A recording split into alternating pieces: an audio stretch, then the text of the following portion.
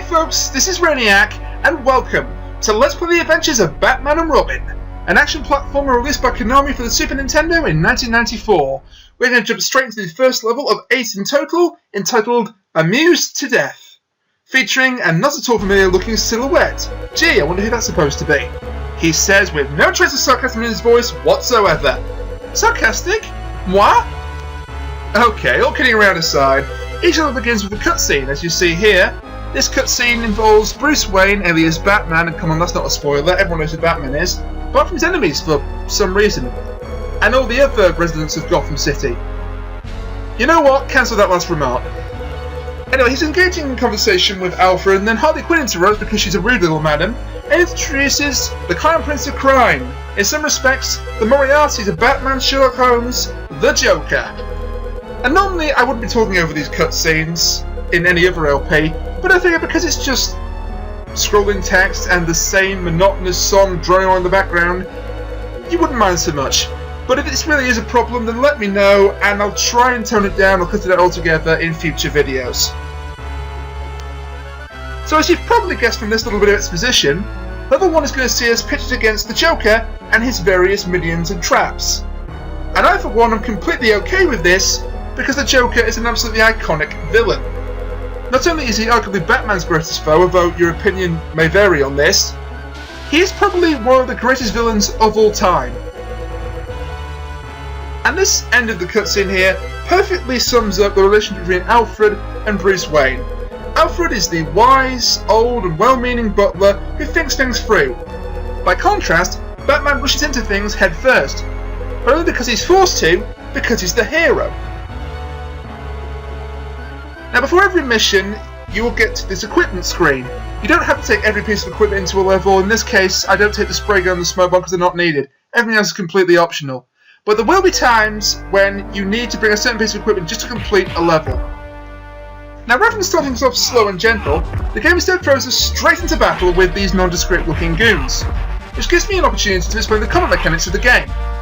The Y button is your main method of attacking, but what you do depends on the situation when the button is pressed. For example, if you're standing up, you will throw a punch, if you're ducking, you'll kick, and if you're in the air, you'll do a jump kick. And by the way, you have two routes here, a lower path and an upper path. I always take the upper path because it allows you to avoid a few goons and also deliver a very satisfying kick right to that guy's face. He never saw it coming. But the Y button is not your own method of attacking. Remember the equipment screen from earlier?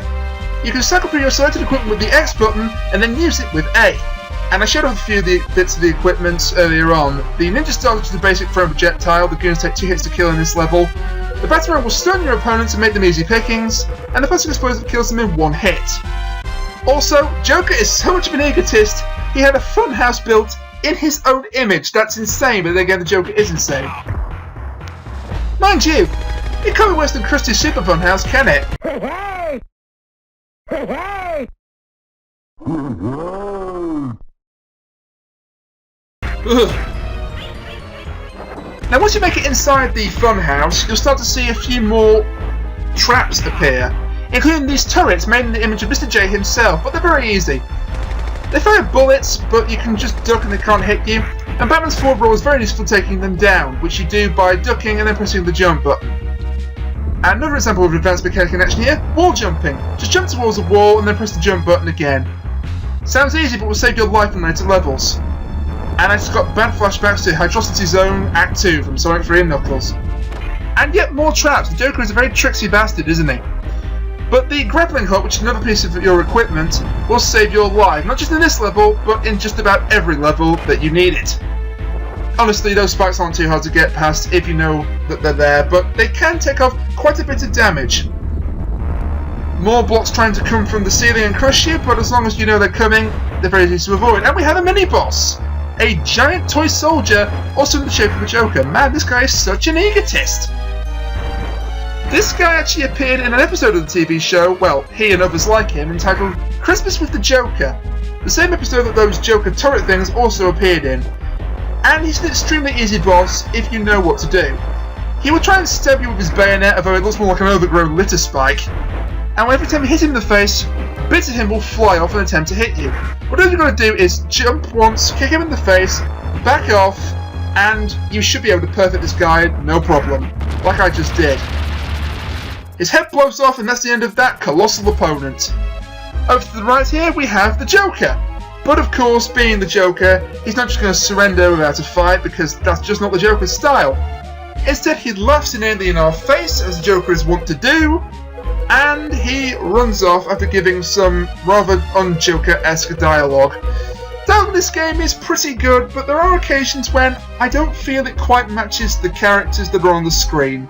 More on that in a later level where it really becomes apparent. And I don't think particularly against the giant toy soldier mini-boss that we just took down, other than the fact that it's remarkably easy if you know what you're doing. But I kind of feel that, as Joker's right-hand woman, Harley Quinn should really have been in that position some way. I mean, it's a shame because Harley Quinn is easily one of the show's best original characters ever, the show being the animated series, and yet she just doesn't get that big of a role. But as I say, more on that a bit later on, because now the Joker has escaped on a roller coaster and we have to chase after him, but not before we do some ridiculous jumping on top of the roller coaster that defies all laws of physics. Bruce, I know you're an orphan, but the time for messing around is over, because we have to hit these bombs that the Joker has released on parachutes. This looks hard at first glance, but actually it's easy if you know what you're doing. Much like most of this game, in fact. You don't have to hit all of the parachutes, just the ones that are going to damage you. And I find that if you duck and the coupling between the first and second cars and just attack whenever one comes towards you, you shouldn't take damage. Also, when these Sonic-esque bumper things show up, make sure you're ducking, because they take off a lot of health and can knock you right off the roller coaster, killing you instantly. Fortunately, they only show up twice, so just avoid them until they go away. Speaking of going away, the barrage of bombs eases up here, but you're nowhere near out the woods yet, because now the screen switches to a Mode 7 view, and the Joker is throwing bombs directly at you. You don't actually have to hit the bombs back at him, you can just punch him with the Y button. It does no damage to him, but it is satisfying to hear him scream. All you've got to do is just avoid being hit. My strategy is just stand in one place and punch, deflecting the bombs back at the Joker. You can also jump kick, it's also quite an effective strategy, but I don't do this because the roller coaster is still moving around even while in Mode 7, and it's very easy to just fall right off the track and instantly die. Also, there's no point using your equipment during that little confrontation because none of it will actually hit him. The only thing he's susceptible to are the explosions of his own bombs. Now we're running out of track rapidly here, but all we have to do is jump to the next car. It looks kind of tricky, but honestly, you have more time than it looks like. Just don't fall off, because that would be disastrous. And now we finally come face to face with the Joker, again, and we finally get to do battle with him. But unfortunately, this fight is not nearly as cool as it should be. Okay, we're facing him on top of a roller coaster, and actually Batman did face the Joker on top of a roller coaster in the episode entitled Be a Clown, but it's not nearly as difficult or cool as it first seems. The Joker has 3 attacks. He will throw his bombs at you. Also, he does his best Shao Kahn impersonation here by laughing and pointing at you, and execute a run up and smash him in the face. His other attacks are he'll throw a punch, or he will squirt you with his silly flower that he has in his lapel. You can do any manner of attack into the Joker. The plastic explosive will actually hit him twice, as I did when he was throwing his bombs. And you can also block his attacks. And I didn't really actually mean to pull off that Mortal Kombat 2 style combination throw, but I'll take it. Unfortunately, he really is a pansy in this fight, although he does earn a few badass points back by jumping that high off a roller coaster while it's in full motion. Physics be damned. Now, he did manage to land one final sucker punch on me, but it doesn't matter because the fight's over. He gets one last laugh in our direction, then turns and jumps off the roller coaster to his apparent demise. And I'm sure we'll never see or hear of the Joker ever again. So that'll do it for Stage 1 of The Adventures of Batman and Robin. Join me next time to see which member of Batman's Gallery of Rogues comes after us next. Until then, bye for now.